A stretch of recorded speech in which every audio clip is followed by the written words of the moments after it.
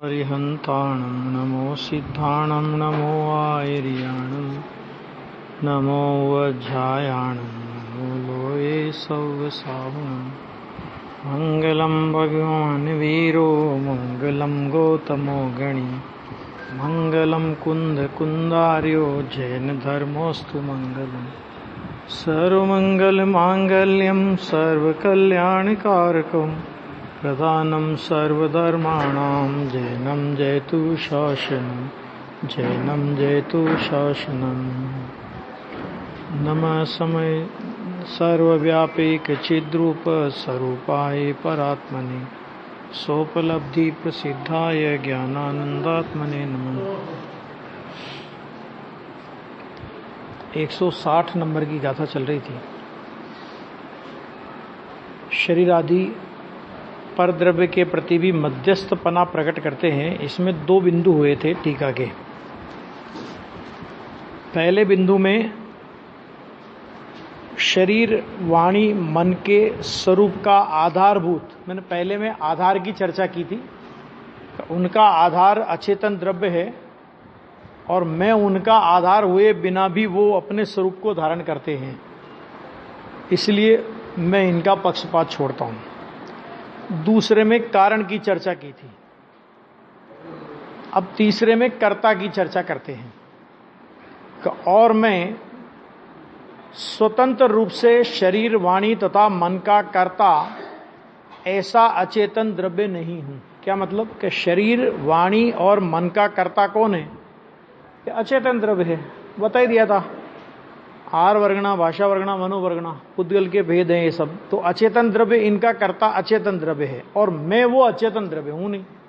इसका मतलब क्या हुआ कि यदि हम शरीर वाणी मन के कर्ता बने तो हमें नियम से या तो आहार वर्गणा बनना पड़ेगा, या तो भाषा वर्गणा बनना पड़ेगा, और या तो मनोवर्गणा बनना पड़ेगा।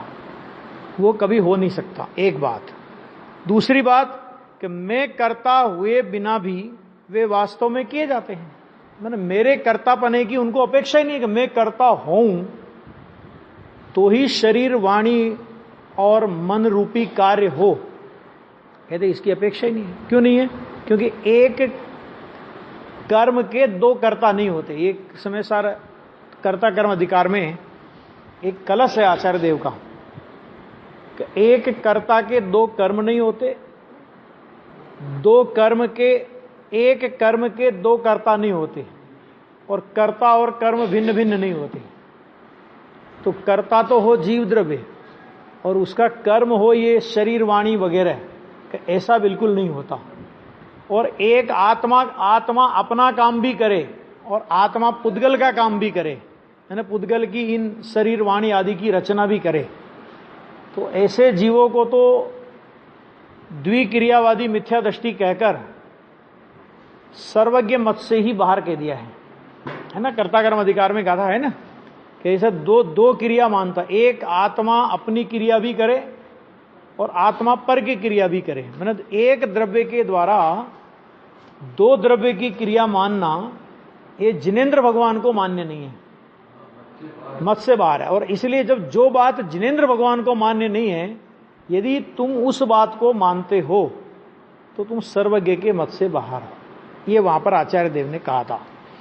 तो कहा कि मेरे कर्ता हुए बिना भी वास्तव में किए जाते हैं, इसलिए उनके कर्तृत्व का पक्षपात छोड़कर यह मैं अत्यंत मध्यस्थ हूं, माने मैं उनका कर्ता हूं, ऐसा पक्षपात मुझे नहीं है। ये आचार्य देव कह रहे हैं आगे ना।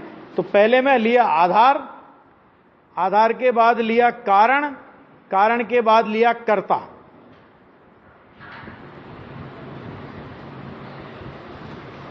अब कर्ता का प्रयोजक, कि मैं कर्ता तो नहीं हूं लेकिन मैं उसका प्रयोजक हूं। मैं उसकी व्यवस्था करा देता हूं कि आप ये काम करो, सारी व्यवस्था की जिम्मेदारी मेरी। तो वो यहां पे कह रहे हैं। और मैं स्वतंत्र रूप से शरीर वाणी तथा मन का कारक यानी कर्ता ऐसा जो अचेतन द्रव्य है उसका प्रयोजक नहीं हूं, उसका मैं प्रयोजक नहीं हूं। ये इसमें ये बात कही, यानी कर्ता, मैं कर्ता यानी प्रयोजक बिना भी अर्थात मैं उनके कर्ता का प्रयोजक, उनका कराने वाला हुए बिना भी वे वास्तव में किए जाते हैं। कोई कहे कि भाई अपन करेंगे नहीं, ये काम हम करेंगे नहीं, लेकिन हम आपका काम करा देंगे, तो उसकी भी जरूरत नहीं है कि मैं उसका कर्ता हूं, इसकी भी जरूरत नहीं है। और मैं कर्ता का कराने वाला हूं, मैं उसका प्रायोजक बनूं, ख्याल में आ गया ना कि मैं वो बात भी नहीं। तो कर्ता का प्रायोजक मैंने कराने वाला कि वो भी, और मेरे प्रायोजक हुए बिना वो किए जाते हैं ना, तो उनके कार्यों में मेरे कर्ता पने की जरूरत नहीं, मेरे कारण पने की जरूरत नहीं, मेरे आधार पने की जरूरत नहीं, मेरे प्रायोजक पने की जरूरत नहीं, और इन सब के बिना भी वो होते हैं। मैं कुछ भी नहीं हूं, मैं कर्ता नहीं हूं, मैं आधार नहीं हूं, है ना, मैं कारण नहीं हूं, मैं प्रयोजक नहीं हूं, तो भी वो सब कार्य तो हो रहे हैं, शरीर की रचना हो रही है। जो भी ये शरीर, ये तीन बातें ले ली है, क्योंकि ज्यादातर जगत के जीव इन तीन ही चक्रों में पड़े रहते हैं। या तो शरीर की क्रिया का कर्ता अपने को मानते हैं। शरीर कहने में का मतलब क्या हो गया कि शरीर कहते ही शरीर की सारी क्रियाएं आ गया। वाणी, मैं बोलता हूं, मैं बोल के समझाता हूं, मैं ऐसा करता हूं, मैं बहुत अच्छा गाता हूं, ये सब ले लेना। और मन, ये सब आ गए इसमें कि उनके बिना भी वो किए जाते हैं, वास्तव में किए जाते हैं। इसलिए यह मैं कर्ता के प्रायोजक पने का पक्षपात छोड़कर अत्यंत मध्यस्थ हूं। देखो बात तो एक ही है कि उनका मैं पक्षपात छोड़ता हूं, लेकिन पक्षपात कितनी तरह से हम लोग ग्रहण कर सकते हैं। कभी आधार बनके, कभी कारण बनके, कभी कर्ता बनके, कभी कराने वाला बनके, कभी कर्ता का अनुमोदक बनके, है ना। तो उन सब का पत्ता साफ किया आचार्य देव ने। तुम किसी भी तरह से नहीं कर सकते हो, है ना। हाँ, और अगर ऐसा मानते हो तो अनंत संसार का चक्र खड़ा है, ये समझ लेना। अब आगे अनुमोदन का आया कि चलो हम कुछ नहीं करेंगे, बस हम आपका खाली अनुमोदन करते हैं, आप करो, हमारा अनुमोदन है। मैंने क्या मतलब कि हत्या में हुंकारा तो हम भरेंगे, हत्या में हुंकारा तो भरें, हत्या नहीं करें तो क्या हुआ, हत्या में हुंकारा भरें। तो हत्या में हुंकारा भरने वाले को भी वही सजा मिलती है। जैन दर्शन में कभी कभी अपने को लगता है कि कृत, कारित और अनुमोदना का पाप समान है, लेकिन कभी कभी अनुमोदना का पाप और ज्यादा हो सकता है, क्योंकि जिसने करना था वो करने वाले ने कर करा के विकल्प खत्म किया, कराने वाले ने वो काम करा के विकल्प खत्म किया, लेकिन अनुमोदना वाले का विकल्प और लंबा चल सकता है, चलता ही रहता है। हाँ, मैंने ऐसा किया था, ओ देखो मैंने ऐसा किया था, मैं नहीं होता तो कैसे काम होता, मेरी अनुमोदना थी तो काम हो गया, होता ही नहीं। तो वो विकल्प और लंबा चलता है, वो चलता रहता है। इसलिए कभी कभी कृत, कारित, अनुमोदना का पाप समान तो कहा जाता है, लेकिन कभी कभी अनुमोदना का पाप कृत और कारित से भी ज्यादा हो सकता है, और जबकि उसमें कुछ नहीं लगता, उसमें दिखता ही नहीं कि कुछ किया थोड़ी उसने खाली हाँ भरी है। अनुमोदना, अरे हुआ क्या, वसु राजा का उदाहरण सुन लो, क्या किया था उसने। वसु झूठ से थी नरक पहुंचा, स्वर्ग में नारक गया, क्या किया था उसने, यही तो किया था कि वो पर्वत की झूठी बात का अनुमोदन कर दिया था, गवाही दे दी, हाँ ठीक है तुम कह रहे हो, ठीक है तुम्हारी बात का मैं अनुमोदन करता हूं। क्या हुआ उससे, साथ में नरक पहुंच गया सीधा, आया कि नहीं। अनुमोदना भी बहुत बड़ा, इसलिए और खास तौर से ये जो देवशास्त्र गुरु वाला प्रकरण है, तत्व ज्ञान वाला प्रकरण है, इसमें रंच मात्र भी विपरीतता का अनुमोदन अनंत संसार का कारण बन जाता है। आ गया, देखो। और मैं स्वतंत्र रूप से शरीर, वाणी तथा मन का कारक जो अचेतन द्रव्य है उसका अनुमोदक नहीं हूं। मुझे क्या जरूरत पड़ी कि मैं उसका अनुमोदन भी करूं। और कर्ता अनुमोदक माने कर्ता का अनुमोदक, ये डेस लगी है ना, इसका मतलब होता है कर्ता का अनुमोदक। कर्ता अनुमोदक डेस लगा के लिखा है, इसका मतलब हो गया कर्ता का अनुमोदक बिना भी, माने मैं उनके कर्ता का अनुमोदक हुए बिना भी वे वास्तव में किए जाते हैं। बोलो क्या नहीं हो रहा? हम अनुमोदक नहीं हो रहे हैं तो कौन सा काम रुक गया? हमारी अनुमोदना नहीं है। तुम्हारी अनुमोदना को पूछता कौन है? पुद्गल में तुम्हारी अनुमोदना चलती कहां है? पुद्गल ये कहता है कि मुझे तुम्हारी कर्ता की, कारक की, कार्यता की, कारण की, अनुमोदना की, आधार की, किसी की कोई आवश्यकता ही नहीं है। क्यों नहीं है? क्योंकि मेरे सट कारक मेरे पास है, मैं अपने सट कारक से परिणमन करता हूं। ये पुद्गल घोषणा कर करके कह रहा है। पुद्गल के सारे कार्य दिखते हैं। अभी इंद्रधनुष, आकाश में इंद्रधनुष दिखता है। आप प्रयत्न करके भी वैसे रंग भर करके वैसी रचना नहीं बना सकते। बना सकते हैं अपन लोग, हाँ? और आकाश में वैसे इंद्रधनुष की रचना बनती, किसने बनाई हुई? हाँ? बोलो, सोचो जरा। बादलों के ऐसे गजब के आकार प्रकार कभी कभी दिखते हैं, कौन बनाता है? यहां अज्ञानी को भ्रम होता है। गुरुदेव जब संघ वो परमागम मंदिर बना था सन 1974 में, ठीक है ना, पंचकल्याण प्रतिष्ठा हुई थी बहुत जोर शोर से। 25,000 लोग उस समय पहुंचे थे, जिस समय पूरे गुजरात में अकाल पड़ा हुआ था। मतलब वहां पर सामूहिक भोजनशाला की व्यवस्था नहीं करने दी थी गवर्नमेंट ने, तो हर आदमी को भोजन का पास दे करके होटल जैसा उसको सिस्टम बनाना पड़ा। जब वो बना और बहुत सुंदर रचना, उस अब तो और भी बहुत अच्छी अच्छी रचनाएं बनी, लेकिन उस जमाने में सन 1974 में परमागम मंदिर जैसी रचना देश में कहीं नहीं। हाँ हो गया ना, तो लोगों को अभिमान नहीं चढ़ जाए। तो गुरुदेव आज 26 लाख का मकान बना है कि एक कारीगर से नहीं बना। क्यों नहीं बना? क्योंकि उन पुद्गलों की उस प्रकार की बनने की योग्यता थी। समझ में आ गया कि इन सेठ लोगों ने पैसा खर्च किया 26 लाख रुपया, कि उस पैसे से नहीं बना।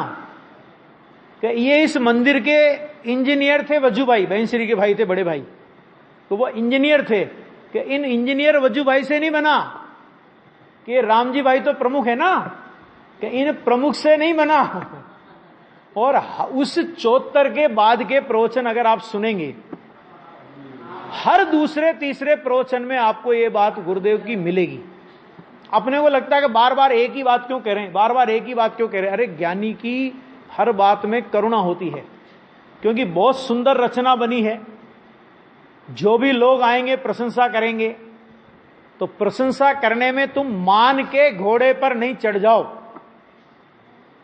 ऐसे ही उदाहरण आता है भभूतमल भंडारी जी का, आता है ना, कि उस जमाने में, कब की बात है, करीब अभी 50 वर्ष हुआ उनके मंदिर का भी, शायद अभी 50-52 जो भी हुआ है। और उस जमाने में योग्यता देखो कि उन्होंने 8 लाख रुपए उस मंदिर में खर्च किए। उस जमाने के 8 लाख मैंने अभी के कितने होंगे वो तो सोच लो। हाँ, बहुत शानदार मंदिर, 4 लाख एक ने खर्च किए। तो जब जब भी भभूतमल जी सामने गुरुदेव के पड़ जाते प्रवचनों में, माना अंत सन 1980 तक भी अगर भभूतमल जी सोनगढ़ में आते, भभूतमल ये मंदिर बनाया, 8 लाख रुपए खर्च किए, इसलिए धर्म हो जाएगा, भ्रम में मत रहना। मंद कसाई की होगी तो पुण्य होगा, और मैंने बनाया तो मिथ्यात्व का महापाप साथ में बंधेगा। क्यों?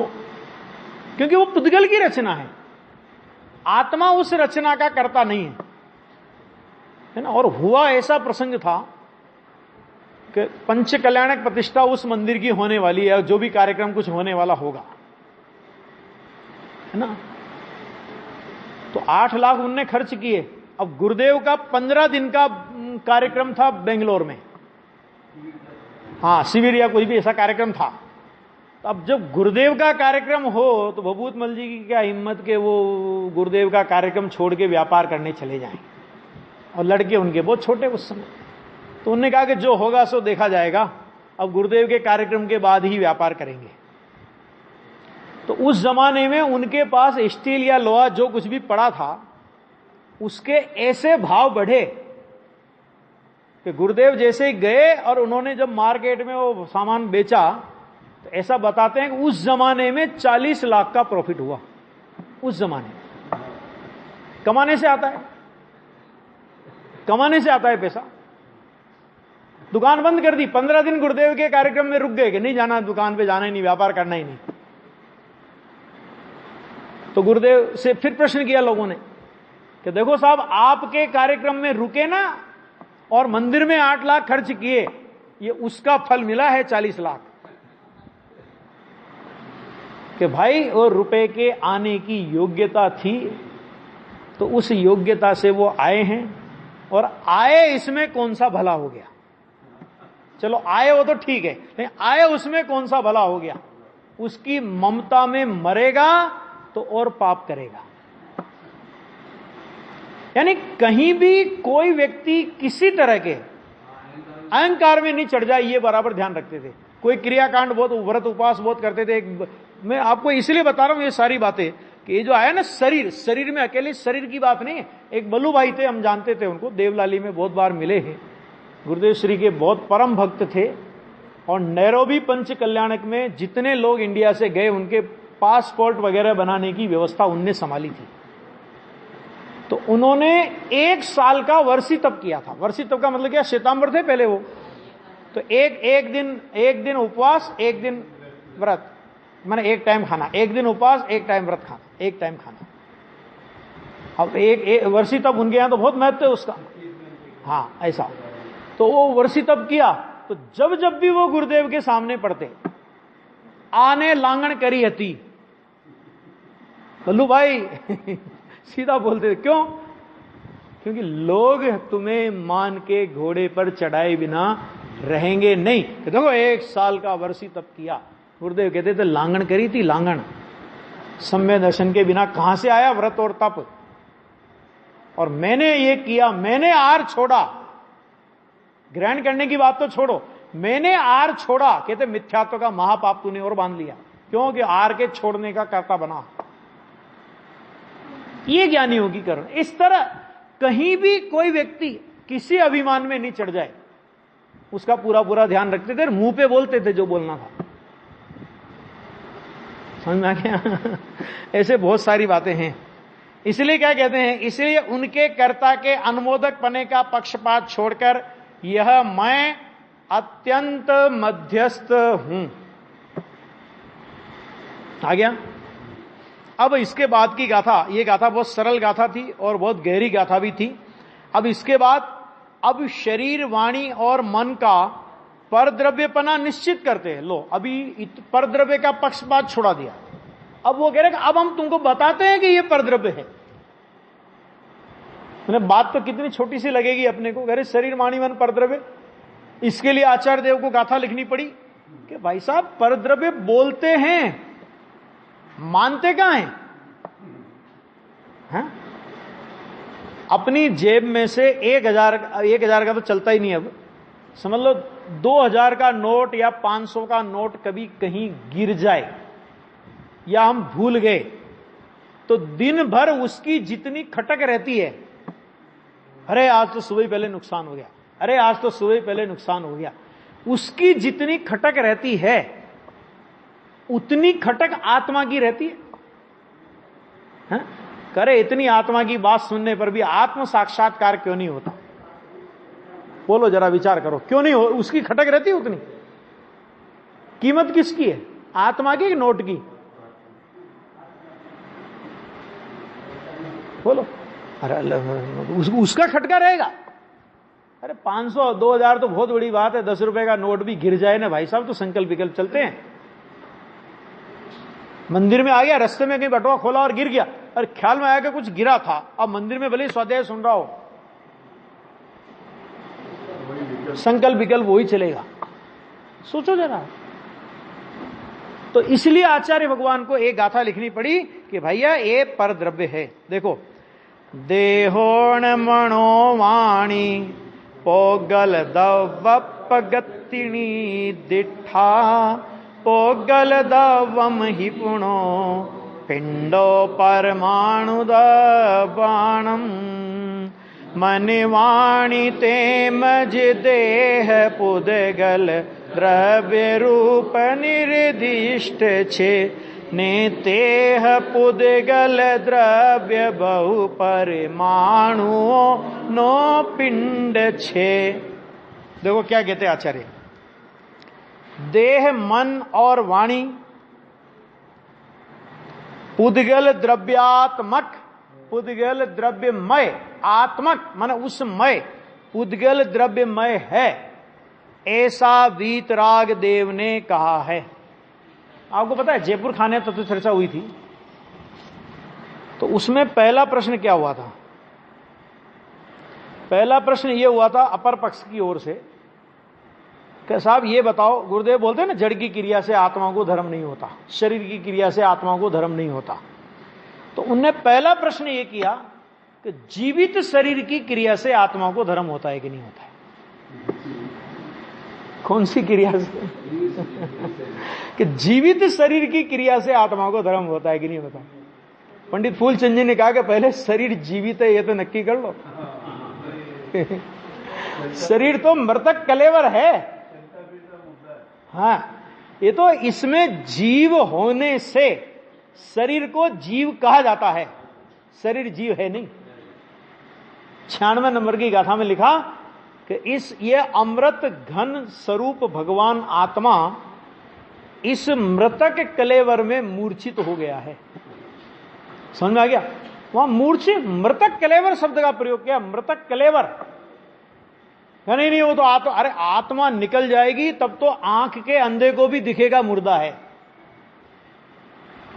लेकिन ज्ञानी किसे कहते हैं? कि शरीर की विद्यमानता के काल में ही जो इस शरीर को मृतक कलेवर समझता है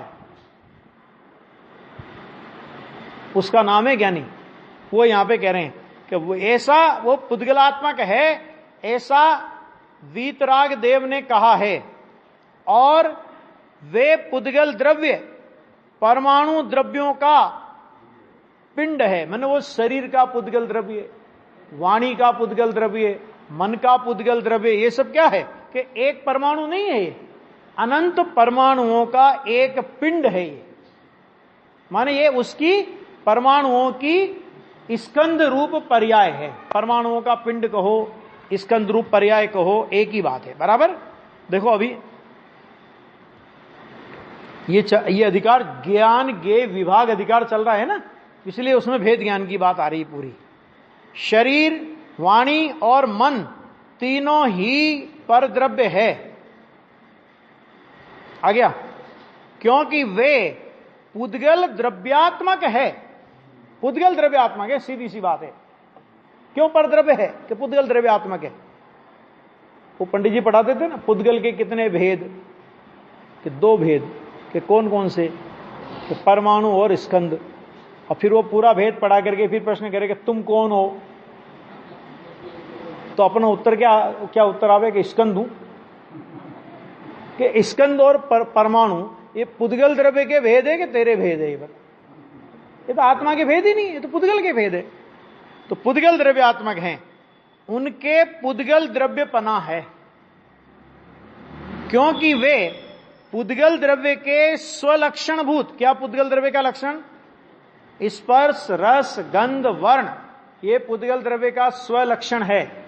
और शरीर में, वाणी में, मन में पुद्गल द्रव्य का यह स्वलक्षण पाया जाता है। स्वलक्षण भूत स्वरूपास्तित्व में निश्चित माने रहे हुए हैं। शरीर हल्का भारी है ना, वाणी में ये सब पुद्गल माने। ये देखो एक दूसरी बात और, ये शरीर, मन, वाणी ये पुद्गलात्मक है क्योंकि इनमें स्पर्श, रस, गंध, वर्ण पाया जाता है।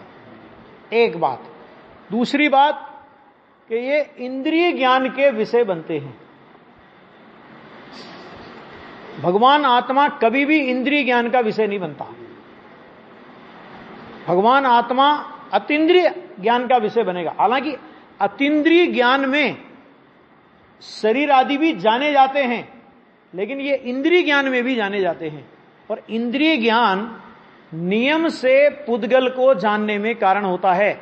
अरूपी चैतन्य को जानने में कभी भी इंद्रिय ज्ञान कारण नहीं हो सकता। इसीलिए अपन जो जिनवाणी के शब्द सुनते हैं, तो जिनवाणी के शब्द ये पुद्गल, और उन शब्दों को जिस ज्ञान ने जाना वो ज्ञान पुद्गल। एक तरह से उस ज्ञान को भी पौद्गलिक ज्ञान कहा। पुद्गल का ज्ञान माने पौद्गलिक ज्ञान। कि इस परलक्षी ज्ञान से कभी भी आत्मा अनुभव में आ जाएगा, ऐसा तीन काल में नहीं है। जब इस परलक्षी ज्ञान का भी अवलंबन छोड़कर स्व स्वभाव का अवलंबन करेगा, तब आत्मा अनुभव में आएगा। ये तो इंद्रिय ज्ञान का विषय है। शब्द तो रहे हुए हैं, और उस प्रकार का पुद्गल द्रव्य, उस प्रकार का पुद्गल द्रव्य माने, देखो नीचे खुलासा किया है, शरीर आदि रूप। उस प्रकार का माने शरीर आदि, माने शरीर, वाणी, मन, जो तीन चीजें यहां पे गिना रहे हैं। उस प्रकार का पुद्गल द्रव्य अनेक परमाणु द्रव्यों का एक पिंड पर्याय रूप से परिणाम है। तो अनेक पुद्गल द्रव्यों की पर्याय है। अनेक पुद्गल द्रव्यों की पर्याय का मतलब क्या? कि इस अनेक पुद्गल द्रव्यात्मक पर्याय में एक एक परमाणु भिन्न भिन्न अपनी सत्ता रखता है। स्कंद में होते हुए भी परमाणु का अपना स्वतंत्र अस्तित्व है, और वो अपने द्रव्य गुण पर्याय में, उस स्कंद में भी अपने द्रव्य गुण पर्याय में वर्त रहा है। परमाणु एक जाति है, एक स्कंद रूप में दिखाई दे रहे हैं, फिर भी उनका परस्पर में कोई संबंध नहीं है। और ये आत्मा बोले कि इन पुद्गलों से मेरा संबंध है, मेरा संबंध है, ये कहां बोलता है? यही मैं हूं ऐसा बोलता है। मेरा संबंध मान लेवे, संबंध मान लेवे तो दो चीजें होगी। क्योंकि संबंध किसे कहते हैं? कि संबंध किसे कहते हैं? कि दो के बीच में जो जुड़ान होता है उसका नाम संबंध। ठीक है, तो अगर संबंध कहे जहां तक तो ठीक है, लेकिन संबंध कहां कहता है? ये तो यही मैं हूं। मेरा नाम क्या? तेरा नाम? भरत चक्रवर्ती नाम के लिए मरे थे, ज्ञानी थे ना, इतना विकल्प आ गया कि खोदने गए जब वहां पर्वत पर, तो सारे चक्रवर्तियों की प्रशस्तियां लिखी हुई, आंखों में आंसू आ गए। अरे एक दिन ऐसी ही मेरी प्रशस्ति मिटा करके कोई लिखेगा? ज्ञानी को भी जरा आ जाता है ना मान का थोड़ा सा उफान। अभी अनंतानुबंधी तो गई है, बाकी मान तो है ना। क्या दम है इसमें? शरीर के नाम में क्या था? अच्छा दूसरी बात, चलो भरत चक्रवर्ती को तो पुराणों में लिखा भी जाएगा, अपना नाम लिखाओ कहीं। नाम क्यों नहीं लिखा हमारा? मरने के बाद एक दो साल तक समझ लो लोग पहचानेंगे भी सही जो अपने साथ में रहे होंगे। जो आगे की पीढ़ी आने वाली है वो जानेगी कि ये कौन थे। सोगानी जी ने एक बहुत अच्छा बोल लिखा है द्रव्य दृष्टि प्रकाश में, तो अनंत सिद्ध भगवान ऐसे हैं सिद्धालय में कि जिनका कोई नाम नहीं जानता। क्या कहा? कोई नाम नहीं जानता जिनका, तो उनके अतीन्द्रिय आनंद में क्या कमी आ गई? नहीं आई। और अभी वर्तमान 24 के जितने तीर्थंकर हैं उन सबको अपन जानते हैं, उनका नाम जानते हैं, गांव जानते हैं, माता पिता जानते हैं, ठिकाना जानते हैं, कहां से मोक्ष गए, ये सब अपन जानते हैं। और इतने सारे लोग जानते हैं, तो उनके अतीन्द्रिय आनंद में कुछ बढ़ोतरी, कुछ बड़ा होगा ना अतीन्द्रिय आनंद। इतने लोग मेरे को जानते, कुछ नहीं। ये यहां पे कह रहे हैं भैया ये तो पिंड रूप है, पिंड पर्याय रूप परिणाम है ये तो। क्योंकि अनेक पुद्गल द्रव्यों के स्वलक्षणभूत स्वरूपास्तित्व अनेक होने पर भी कथनचित मन स्निग्ध रुक्षत्व के बंद परिणाम की अपेक्षा से एकत्व रूप अवभाषित होते हैं। एकत्व रूप होते नहीं कह रहे हैं, अवभाषित होते हैं।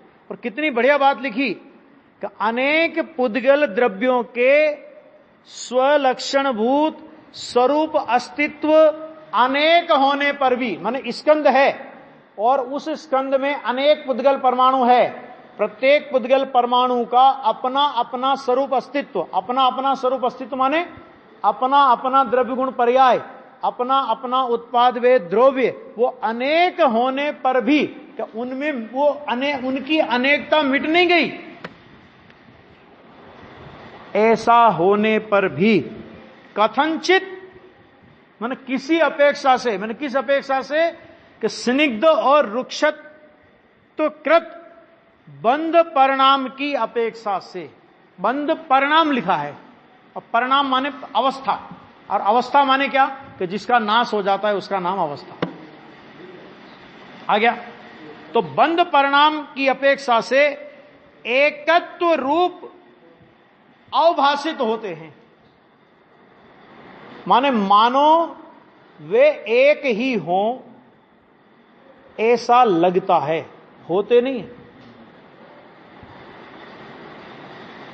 अनंत परमाणु प्रति समय अभी भी देह में आ रहे हैं और अनंत परमाणु जा रहे हैं, अपने को पता नहीं पड़ रहा, अपने आप आते जाते। वो नहीं सनत कुमार चक्रवर्ती का आता, जिसके रूप की चर्चा देवलोक में होती थी, है ना, अपनी तो पड़ोस में भी नहीं होती होगी, है कि नहीं, घर में नहीं होती होगी, तो देवलोक में जिनके रूप की चर्चा, तो वहां भी सभी तरह के लोग होते। तो कुछ थे दो एक देव, तो चलो परीक्षा करते। तो अखाड़े में बैठे हुए देखा, मान गए। चक्रवर्ती को पूछा कौन हो तुम, चक्रवर्ती ने पूछा तो बताया उनने। तो चक्रवर्ती भी जरा अभिमान में आ गए, अनंत भाई अनंतानुबंधी तो गई है अभी, बाकी कसाई तो है ना मान की भी, अभी अभी तुमने देखा क्या है, अभी मैं राज सिंहासन पे बैठूं वस्त्राभूषण पहन करके, उस समय देखना कि ठीक है साहब आएंगे। शरीर का परिणमन ऐसा कि वो अखाड़े से राज मंदिर तक पहुंचे, इतने में उनके शरीर में विषाणु पड़ गए और देवताओं ने यूं करके गर्दन हिला दी कि क्या हुआ, कि साहब वो बात नहीं है। कि क्या बात कर रहे हो, कि हमारा भरोसा नहीं हो तो अपने पीकदान में थूकिए, आपको पता लग जाएगा।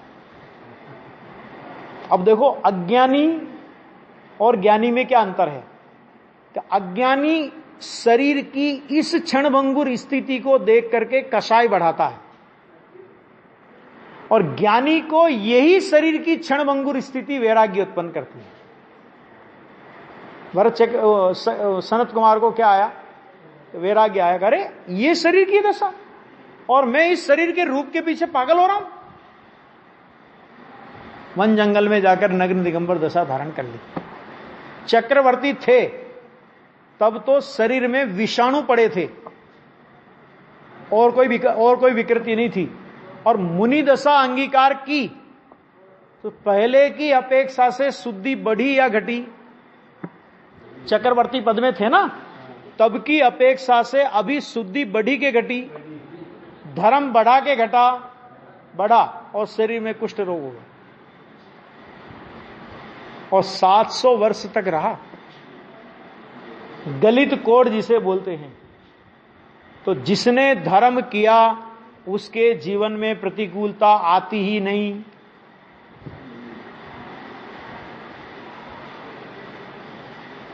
ये नहीं है स्वरूप, क्योंकि ये संयोग की परिस्थितियां ये आघाती कर्म के उदयानुसार होती है। धर्म का फल तो आत्मा में आता है, धर्म का फल शरीर में कहां आता है। धर्म का फल तो आत्मा में आएगा ना। धर्म का फल क्या आया कि आत्मा में 3 कसाय चौकड़ी के अभाव की शुद्धि बरत रही है। शरीर में ऐसी भीषण प्रतिकूलता होने पर भी उस ओर का विकल्प भी नहीं है। क्या कहा, उपचार कराने की बात तो छोड़ो, उपचार कराने का विकल्प भी नहीं है। यह है धर्म का फल। देव आया, सब रोग मिटा देते हैं वही देव। तो उन्होंने कहा कि हाँ मेरे को भी एक रोग है। क्या रोग है, तो जन्म मरण का रोग है, मिटा सके तो मिटा। अरे साहब ये कुष्ठ रोग, इस कुष्ठ रोग की क्या बात करता है। ये कुष्ठ रोग को मिटाने की सामर्थ्य तो हमारे थूक में है।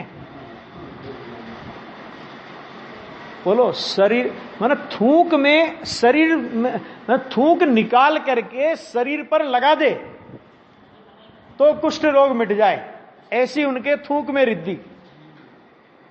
और थूक लगा करके, थूक निकाल करके शरीर पर लगाने का परिणाम नहीं आया। ये मुनि दशा की पवित्रता। क्यों जानते हैं ना, ये पुद्गल द्रव्य है, पुद्गलात्मक है, इससे मेरा लाभ नहीं, इससे मेरा नुकसान नहीं, इसके रहने, इसमें कुछ भी हो, इससे मेरा क्या बिगड़ता है। मुनि दशा में इतनी वीतरागता उनकी बढ़ गई थी। ये सब स्वरूप है, ये काय का बल है, ये वेद ज्ञान का बल है। मृतक कलेवर जानते थे, ये आ गया। एकत्र रूप प्रतिभाषित होते, मैंने वास्तव में एक होते नहीं है, एकत्र रूप प्रतिभाषित होते। अब आगे एक गाथा चलेगी, तब आत्मा के परद्रव्यत्व का अभाव और परद्रव्य के कर्तृत्व का अभाव सिद्ध करते हैं, वो बात आगे चलेगी।